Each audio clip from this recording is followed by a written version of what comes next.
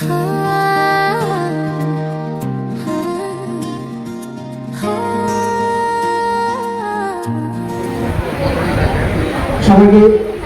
আবারও নমস্কার জানিয়ে আমাদের গ্রুপ 3 সৃজন আমাদের গ্রুপ অ্যাক্টিভিটিসের দায়িত্ব দিয়েছেন দূর্ত শিয়াল এবং অহংকারী কাকের একটি গল্প। তো আমরা চেষ্টা করব সেই গল্পটাকে তুলে ধরার জন্য। তো এখানে যে আমাদের কাক এবং শিয়াল সেই গল্পটা, তো এক গভীর বনের মধ্যে এক কাক ছিলেন, সেই সাথে একটি শিয়ালও ছিল। তো একদিন কাকের খুবই খিদে পেয়েছে। তো সেই কাকের খিদে নিবারণ করার জন্য সারা বনের মধ্যে ঘুরতে শুরু করেছে। তো ঘুরতে ঘুরতে এক জায়গায় গিয়ে কিছু মাংস পেল।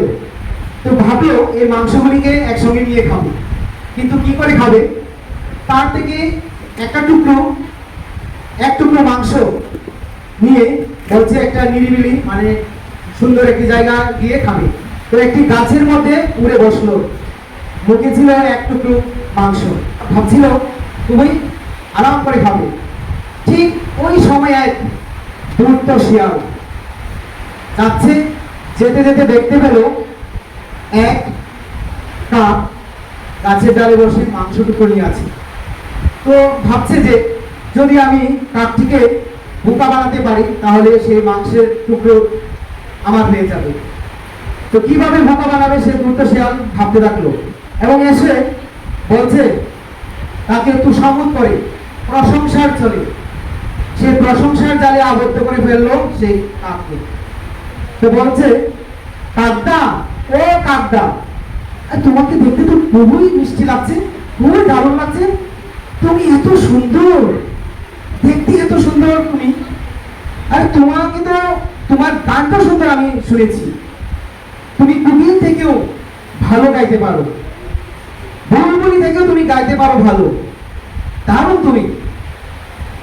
তো তুমি যদি আমাকে একটি গান গিয়ে শোনাও তাহলে আমি বেশ আনন্দিত হব।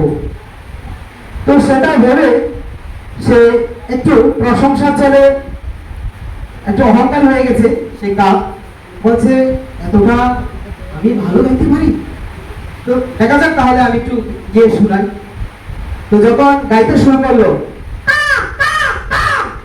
এই গাওয়ার সঙ্গে সঙ্গে সে মাংস টুকরোটা পড়ে গেল মাটিতে, আর মাটিতে পড়ার সঙ্গে সঙ্গে সে চালাক শিয়াল, দৈত্য শিয়াল সেটা লুকে নিল।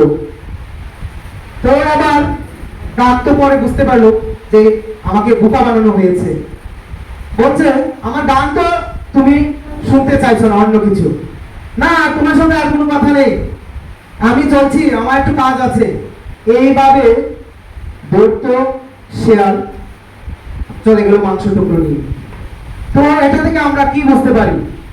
সেই শিয়াল প্রশংসা করেছে কাককে, তো প্রশংসার জন্য আবদ্ধ হয়ে তিনি প্রলোভিত হয়ে পড়লেন। তো আমাদের এই মানব জগতে অনেক এমন মানুষ রয়েছেন, চালাক মানুষ রয়েছেন, তাদের প্রশংসায় প্রলোভিত না হওয়াটা উচিত। মানুষকে চিনতে হবে, বুঝতে হবে। সহজে যদি আমরা তার প্রতি আকৃষ্ট হয়ে যাই তাহলে আমরা এইভাবেই ঠকে যাব কাকের মতো। তো সবাইকে সাবধান হওয়া উচিত, সতর্ক হওয়া উচিত, ভালোভাবে চলতে হবে, মানুষটাকে চিনতে হবে। এটাই আমরা এখান থেকে শিখতে পেরেছি। সকলকে ধন্যবাদ। ওই শিয়ালটা কি বলবো সেটা তো বুঝতে পারিনি, মানে শিয়ালের ভাষায় না বললে তো বুঝতে পারছি